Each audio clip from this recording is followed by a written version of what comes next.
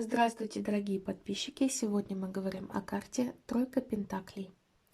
Девиз этой карты «Форма отражает содержание». Молодой скульптор трудится над своим творением в алтарной части церкви.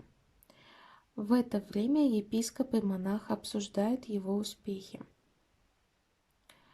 Тройка Пентаклей описывает процесс материализации духовных идей и убеждений.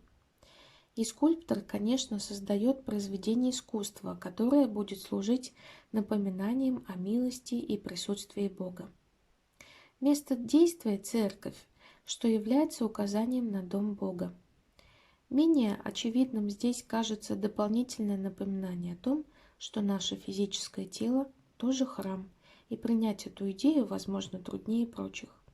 Также не просто признать, что все мы являемся духовными существами, облеченными в физические формы. На первый взгляд это утверждение даже кажется противоречивым. Когда вы увидите тройку пентаклей в толковании романтических отношений, это может быть напоминанием о том, что вы способны принять и полюбить вашу физическую сущность. Физическое притяжение и привлекательность – это важные компоненты любых отношений. В конечном итоге в этом и заключается суть человеческой натуры.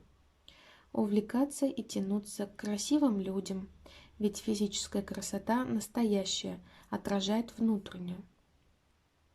Это может быть не очевидно, пока вы молоды, но становится более явным, когда человек старится и на его лице проступают истинные черты его натуры.